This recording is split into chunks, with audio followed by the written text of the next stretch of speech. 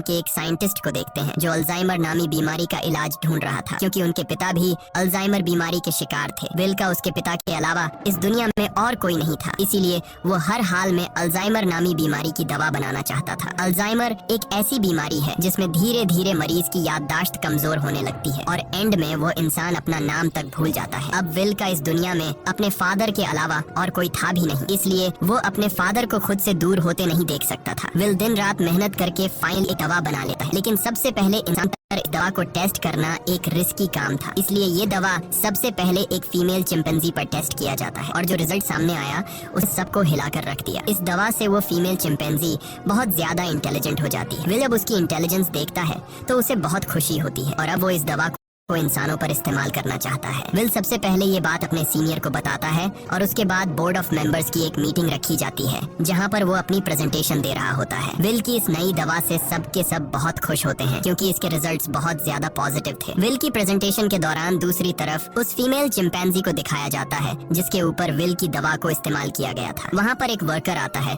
जो उसे वहाँ से दूसरी जगह शिफ्ट करना चाहता है, लेकिन आज उस चिंपैंजी का नेचर थोड़ा अलग था। वो उस जगह से दूसरी जगह शिफ्ट नहीं होना चाहती थी। जब वर्कर जबरदस्ती करता है तो उस चिंपैंजी को बहुत गुस्सा आता है। वो उस वर्कर का हाथ पकड़ लेती है और उसके बाद वहाँ से निकलकर चारों तरफ तोड़ फोड़ करना शुरू कर देती है। वो काबू से बाहर हो गई और उस जगह पहुँच जाती है जहाँ पर बोर्ड ऑफ मेंबर्स की मीटिंग चल रही होती है। यहाँ पर विल चाह कर भी उसे कंट्रोल नहीं कर पाता क्योंकि ये चिंपैंजी बहुत ज्यादा गुस्से में होती है, इसलिए इस चिंपैंजी को गोली मारनी पड़ती है जिससे उस चिंपैंजी की मौके पर ही मौत हो गई। इस हादसे के बाद बोर्ड के मेंबर्स ने ये माना कि विल की दवा की वजह से ये चिंपैंजी एग्रेसिव हो गई थी और अब चिंपैंजी की मौत के साथ साथ विल का ये पूरा का पूरा एक्सपेरिमेंट भी पूरी तरह से खत्म हो गया है। बोर्ड के मेंबर्स ने लैब में रखे सारे चिंपैंजी को मारने का हुक्म दिया क्योंकि उन पर भी विल की बनाई हुई दवा का इस्तेमाल किया गया था। हालांकि विल अपने बॉस को कन्विंस करने की कोशिश करता है कि मेरी दवा में कोई प्रॉब्लम नहीं है, लेकिन उसका बॉस साफ साफ मना कर देता है। वो कहता है कि अगर तुम्हारी दवा में प्रॉब्लम नहीं होती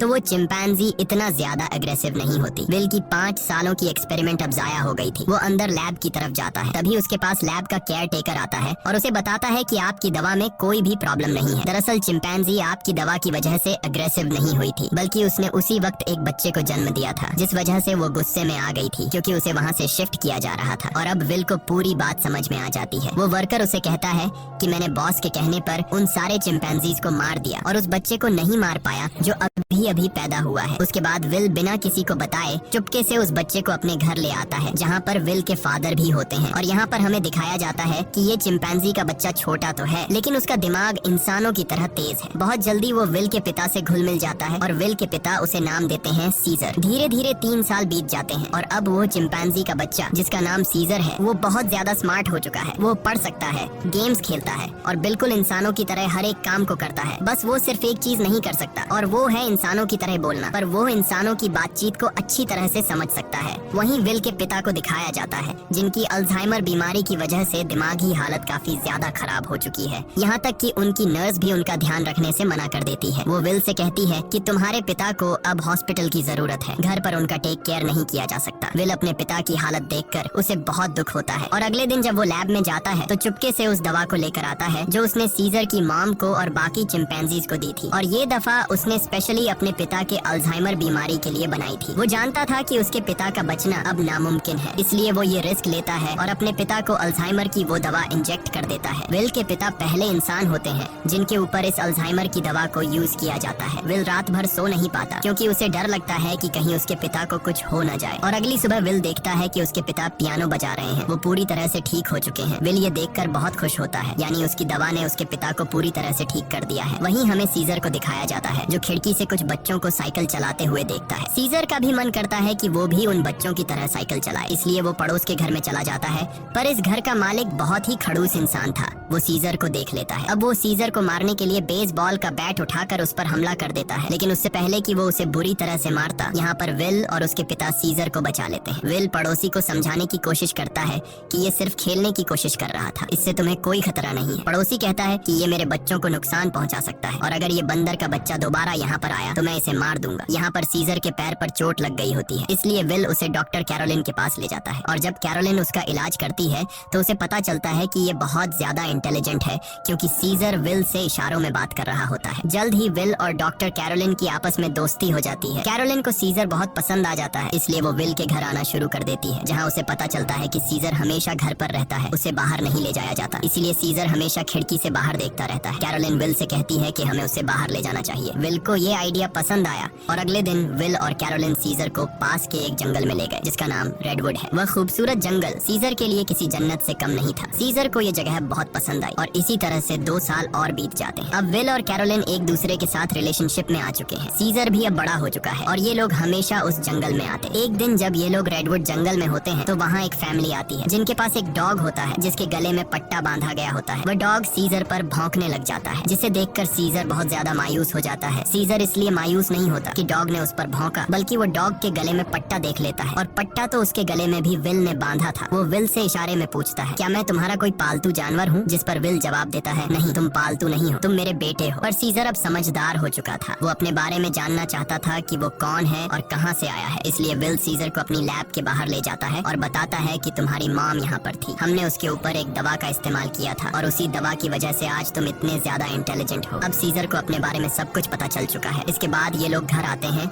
जहाँ पर विल के पिता को दिखाया जाता है, जिनकी अल्जाइमर बीमारी अब वापस पहले जैसी हो चुकी है। वो चम्मच के उल्टे तरफ से खाना खाने लगा। विल समझ गया कि अब इस दवा ने उसके पिता के दिमाग पर असर करना छोड़ दिया है। इस बात से विल बहुत परेशान होता है, और जब विल काम पर गया होता है तो विल के पिता का गाड़ी चलाने का मूड हो जाता है, लेकिन अल्जाइमर बीमारी की वजह से वो भूल चुके होते हैं कि गाड़ी को ड्राइव कैसे किया जाता है। जब वो कार स्टार्ट करता है तो उसे कार कंट्रोल नहीं हो पाती, इसलिए वो सीधा जाकर अपने पड़ोसी की गाड़ी को टक्कर मार देता है। पड़ोसी जब यह सब कुछ देखता है तो वो जल्दी से बाहर आ जाता है। ये वही पड़ोसी है जिसने कुछ साल पहले सीजर को मारा था, और अब वो विल के पिता को कॉलर से पकड़कर गाड़ी से बाहर निकालता है, उन्हें मारने लगता है। तभी अचानक खिड़की से सीजर की नजर उन पर पड़ती है, और जब वह देखता है कि उनका पड़ोसी विल के पिता को मार रहा है तो वह अपने आप को कंट्रोल नहीं कर पाता। वो बाहर आता है और उस पर हमला कर देता है। सीजर इतना गुस्से में आ गया होता है कि वो उस पड़ोसी की उंगली काट लेता है, जिसके बाद उनका पड़ोसी विल के चिंपैंजी सीजर पर कोर्ट में केस करता है। इसीलिए कोर्ट ये फैसला करती है कि अब सीजर को घर पर नहीं रखा जा सकता। तब यहाँ एनिमल कंट्रोल टीम आती है और वो सीजर को उस जगह ले जाते हैं जहाँ पर और भी चिंपैंजीज रहते हैं। सीजर को लगा कि वो यहाँ घूमने के लिए आया है, इसलिए वो एक्टिविटी हॉल को देखकर खुश था, लेकिन उसे पता नहीं था कि अब वो यहाँ हमेशा के लिए कैद रहने वाला है। सीजर जब विल को यहाँ से जाते देखता है तो वो उसके पास दौड़कर आता है, लेकिन अब सीजर उस जगह में कैद हो चुका था। सीजर विल के पास आया और शीशे के दूसरी ओर से इशारे करने लगा कि मुझे भी अपने साथ ले चलो, लेकिन विल मजबूर है और वो कहता है कि तुम्हें अब यहीं पर रहना होगा। इस बात से सीजर को बहुत दुख होता है और विल उसे यहीं पर छोड़कर चला जाता है। दूसरी तरफ विल के पिता को दिखाया जाता है, जो एक बार फिर पूरी तरह से अल्जाइमर के शिकार हो चुके हैं, और विल अब पहले से भी ज्यादा स्ट्रॉन्ग दवा बनाएगा ताकि वह अपने पिता की बीमारी को हमेशा के लिए ठीक कर दे। विल यह बात अपने बॉस को बताता है कि वह दवा जो मैंने पहले बनाई थी, मैंने अपने पिता के ऊपर इस्तेमाल की थी। वो पूरी तरह से ठीक हो गए थे, लेकिन ज्यादा वक्त तक नहीं। अब वो दोबारा से कमजोर हो रहे हैं, इसलिए अब मैं पहले से भी ज्यादा स्ट्रॉन्ग दवा बनाना चाहता हूँ। उसका बॉस उसे इजाजत दे देता है। दूसरी तरफ सीजर को दिखाया जाता है, जो बहुत ही ज्यादा उदास था। उसे उम्मीद थी कि जल्द विल आकर उसे घर ले जाएगा। वो सामने की दीवार पर चौक से एक ड्राइंग बनाता है, जो कि उस खिड़की का नक्शा था जिससे वो अपने घर से बाहर देखा करता था। वो अपने घर को बहुत ज्यादा मिस कर रहा था। इधर विल दिन रात कड़ी मेहनत के बाद वो दवा बना लेता है। अब इस दवा को एक चिंपैंजी पर यूज करने की तैयारी की जाती है, और जब दवा को उसकी बॉडी में इंजेक्ट किया जा रहा होता है तभी प्रेशर की वजह से एक पाइप निकल जाता है। वहाँ पर उनका एक वर्कर होता है जिसका नाम फ्रैंकलिन है। दवा की कुछ गैस उसकी नाक के अंदर चली जाती है, क्योंकि उसने मास्क नहीं पहना होता। हालांकि उस वक्त उस पर गैस का कोई असर नहीं पड़ता, और यह लोग उस चिंपैंजी के बॉडी में दवा इंजेक्ट कर लेते हैं, जिसके बाद वो चिंपैंजी बहुत ज्यादा इंटेलिजेंट हो जाता है, यानी कि उनकी यह दवा भी कामयाब हो गई। इसके बाद विल और कैरोलिन सीजर से मिलने जाते हैं, जिसे बहुत ही छोटे पिंजरे के अंदर कैद किया गया होता है। यहाँ पर सीजर के हाथ में चोट भी लगी होती है, जिससे विल को बहुत गुस्सा आता है और वहाँ के गार्ड्स को धमकी देता है कि अगर तुमने इसके साथ कोई भी गलत सलूक किया तो मैं तुम्हारे इस जगह को बंद करवा दूंगा। करूंगा। विल के आने से सीजर बहुत खुश था क्योंकि वो समझ रहा था कि विल आज उसे घर वापस ले जाएगा। लेकिन विल उसे कहता है कि जब तक कोर्ट मुझे इजाजत नहीं देती मैं तुम्हें घर वापस नहीं ले जा सकता। जिसके बाद विल यहाँ से चला जाता है और सीजर बहुत ज्यादा उदास हो जाता है। उसे घर की बहुत याद आती है। यहाँ उसे गंदा खाना और जेल का स्टाफ उसके साथ बहुत बुरा सलूक करते हैं। जब विल अपने घर जाता है तो देखता है कि उसके पिता की हालत बहुत ज्यादा खराब है। वो उन्हें दवा देना चाहता है पर विल के पिता मना कर देते हैं। वो कहते हैं कि अब मेरा वक्त आ चुका है और उसके बाद विल के पिता की डेथ हो जाती है। विल अपने पिता की डेथ से पूरी तरह से टूट जाता है और अब सीजर के अलावा उसका कोई भी नहीं है। वो उसे अपना बेटा मानता है, इसलिए वो बहुत सारे पैसे लेकर उस जगह जाता है जहाँ पर सीजर को कैद किया गया है। वहाँ का जो हेड होता है विल उसे बहुत सारे पैसे देता है और कहता है कि मैं सीजर को अपने साथ ले जाना चाहता हूँ। उस जगह का हेड इतने सारे पैसे देखकर विल की बात मान जाता है। विल सीजर के पास आया और उसे अपने साथ चलने को कहा, लेकिन सीजर दरवाजा बंद कर देता है क्योंकि अब वो विल के साथ नहीं जाना चाहता। हालांकि सीजर को विल से बिछड़ने का दुख तो था, लेकिन अब वो किसी का पालतू बनकर जिंदगी नहीं गुजारना चाहता था। वो अपने साथ साथ उस जगह में बंद बाकी चिंपैंजीज को भी आजाद देखना चाहता था। जिसके बाद विल को लौटना पड़ता है। रात को उस जगह काम करने वाले एक लड़के के कुछ दोस्त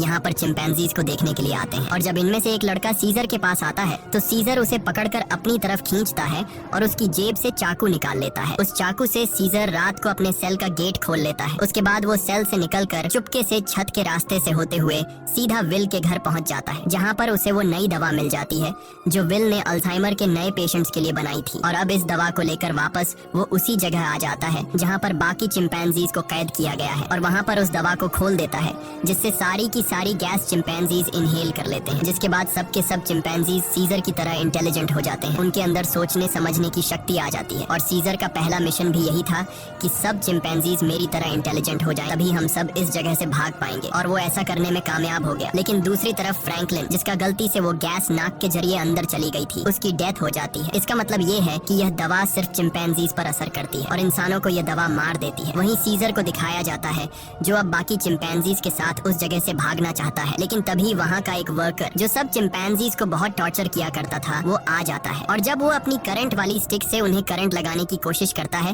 तो सीजर उसका हाथ पकड़ लेता है। वो कहता है कि अपने गंदे हाथ मुझसे दूर रखो और यहाँ पर पहली बार सीजर बोलता है नो। इसके बाद सीजर उसे पंच मारकर वहीं पर गिरा देता है और बाकी सब चिंपैंजीज को आजाद कर देता है। वो वर्कर उठकर एक बार फिर से अपनी इलेक्ट्रिक स्टिक लेकर उनकी तरफ बढ़ता है, लेकिन सीजर उस पर प्रेशर से पानी खोल देता है जिससे उसे करंट लगने से उसकी मौत हो जाती है। इसके बाद सीजर सब चिंपैंजीज को लेकर पास के एक जू में पहुंच जाता है। वो वहाँ के सभी चिंपैंजीज को आजाद करके अपनी टीम में शामिल कर लेता है और अब ये सब के सब विल की लैब में पहुंच जाते हैं। वहाँ पर भी बहुत सारे चिंपैंजीज होते हैं, ये उन्हें भी आजाद कर देते हैं और अब इन सब की एक टीम बन चुकी है। वहीं विल, जिसे सीजर की बहुत ज्यादा याद आती है, वह उस जगह कॉल करता है जहाँ पर सीजर को कैद कर रखा गया था, पर उसका कॉल कोई रिसीव नहीं करता। इसलिए वह जल्दी से कैरोलिन के साथ वहाँ पर पहुँच जाता है। वो देखते हैं कि यहाँ पर तो एक भी चिंपैंजी मौजूद नहीं। तभी उन्हें एक जख्मी वर्कर दिखाई देता है। विल उससे पूछता है कि यहाँ पर क्या हुआ। वह बताता है कि तुम्हारा सीजर सबको अपने साथ ले गया और वह पहली बार बोला भी था। ये सुनकर विल बहुत ज्यादा परेशान हो जाता है और अब वह समझ जाता है कि सीजर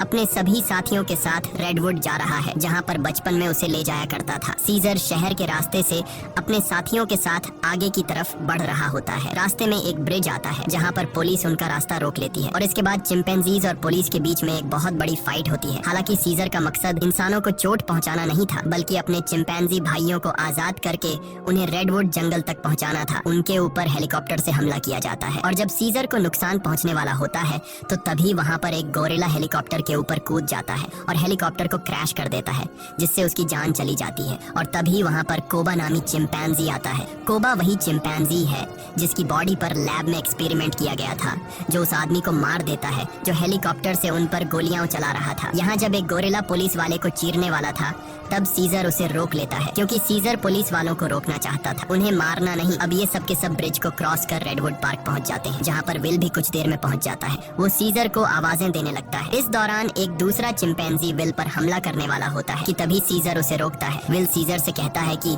तुम मेरे साथ घर चलो, नाराजगी छोड़ दो, नहीं तो पुलिस तुम सबको मार देगी। सीजर विल को अपने गले लगाता है और उसके कान में कहता है कि अब यही मेरा घर है और विल समझ जाता है कि सीजर को उसकी दुनिया मिल चुकी है, वह उसके साथ लौट कर नहीं आएगा। विल सीजर से कहता है ठीक है, ये तुम्हारी जिंदगी है, जी लो इसे। जिसके बाद विल सीजर को यहीं छोड़कर चला जाता है। अब सीजर और उसके साथियों की यह एक नई दुनिया है और सीजर इन सब का लीडर है। वहीं हमें विल के पड़ोसी को दिखाया जाता है जिसकी उंगली सीजर ने काटी थी और अचानक उसकी नाक से खून निकलने लगता है। दरअसल फ्रैंकलिन जो विल का कोलीग था जिसने एक्सपेरिमेंट के दौरान गैस इनहेल कर ली थी, वो ये सब कुछ बताने के लिए विल के घर आया था, लेकिन विल घर पर न होने की वजह से फ्रैंकलिन उसके पड़ोसी के पास गया। अचानक उसे खांसी आई जिससे खून के छींटे उसके ऊपर गिर गए और अब ये भी उस वायरस से इन्फेक्टेड है। दरअसल ये एक पायलट होता है जो कि इंटरनेशनल फ्लाइट्स उड़ाता है। इसका मतलब ये वायरस पूरी दुनिया में फैला देगा जिससे पूरी दुनिया बदल जाएगी, और होता भी ऐसा ही है। इस मूवी का सेकंड पार्ट 2014 में आया था जिसमें दिखाया जाता है कि वायरस को फैले हुए आज 10 साल हो चुके हैं और दुनिया से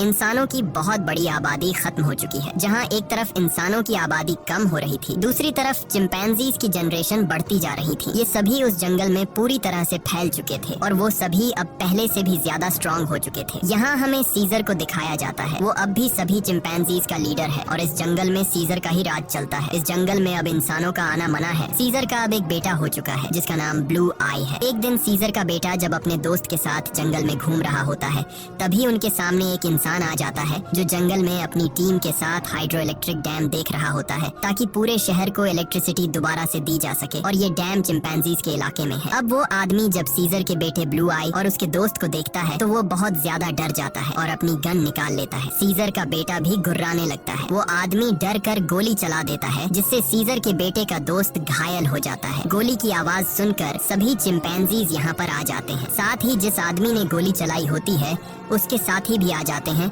जो यहाँ पर डैम ढूंढ रहे होते हैं। चिंपैंजीज उन्हें मारना चाहते हैं। वो सब उन लोगों पर बहुत ज्यादा गुस्सा होते हैं। तभी इंसानों के ग्रुप का लीडर आगे आता है जिसका नाम मैल्कम है। वो सीजर से बात करता है। वो उसे बताता है कि हम यहाँ पर किसी को नुकसान पहुँचाने के लिए नहीं आए, हम तो बस यहाँ सिर्फ शहर की बिजली ठीक करने के लिए डैम ढूंढ रहे हैं। सीजर उससे कहता है चलो ठीक है, इस बार तुम आ गए लेकिन दोबारा यहाँ पर मत आना, तुम सब यहाँ से चले जाओ। अब वो सब के सब यहाँ से चले जाते हैं और इन्हीं चिंपैंजीज में जो कोबा होता है जिसके ऊपर कभी इंसानों ने एक्सपेरिमेंट्स किए थे, जो इंसानों से बहुत ज्यादा नफरत करता है, वो सभी चिंपैंजीज से कहता है कि इंसान दोबारा से हमारे इलाके में आ गए हैं, वो हमें फिर से नुकसान पहुंचाएंगे, इसलिए इंसानों को हमें अपनी ताकत दिखानी होगी। और सीजर भी अब उसकी बातों में आ जाता है और ये सब तय करते हैं कि ये इंसानों की बस्ती में जाएंगे।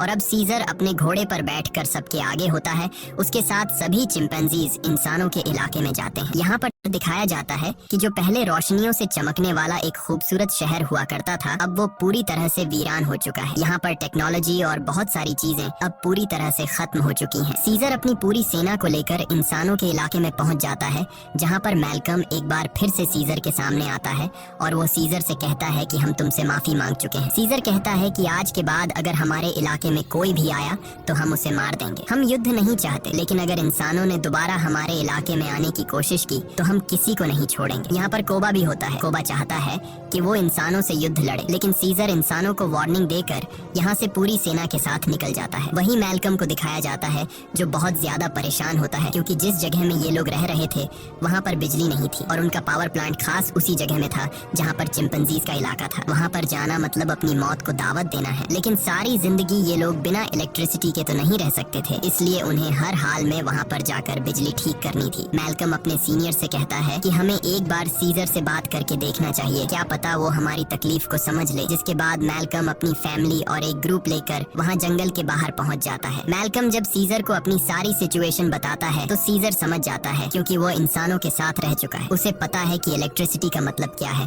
और इंसानों के लिए वो कितनी जरूरी है। सीजर कहता है ठीक है, तुम लोग अंदर आ सकते हो, मगर एक शर्त पर, तुम्हें सारे हथियार हमारे हवाले करने होंगे। मैल्कम मान जाता है और अब अपनी टीम के साथ वो उस जगह पहुँच जाता है जहाँ पर पावर प्लांट है और इसके बाद ये लोग वहाँ पर काम करना शुरू कर देते हैं। मैल्कम की वाइफ और उसका बेटा चिंपैंजीज के बच्चों से बहुत जल्दी घुल मिल जाते हैं और जब ये लोग पावर प्लांट पर काम कर रहे होते हैं तभी एक चिंपैंजी को वहाँ पर छुपी हुई एक गन मिलती है और वो गन सीधा वो लेकर जाता है सीजर के पास। और जब सीजर को पता चलता है कि इंसान अपने साथ छुपाकर यहाँ पर गन लाए हैं तो उसका गुस्सा एक बार फिर से भड़क जाता है और वो मैल्कम और उसके साथियों से कहता है तुम जंगल छोड़कर चले जाओ। लेकिन तभी सीजर को पता चलता है कि उसकी पत्नी जो बहुत लंबे समय से बीमार थी, मैल्कम की पत्नी ने उसे दवा दी थी जिससे अब वो पूरी तरह से ठीक हो गई। ये देखकर सीजर इंसानों को एक और मौका देता है। वो कहता है तुम्हारे पास एक दिन और है, तुम इस पूरे पावर प्लांट को ठीक कर सकते हो और इसके बाद यहाँ से चले जाना। दरअसल मैल्कम का एक साथी जो कभी एक पुलिस ऑफिसर हुआ करता था, उसे चिंपैंजीज पर बिल्कुल भरोसा नहीं है। वो उनसे नफरत करता है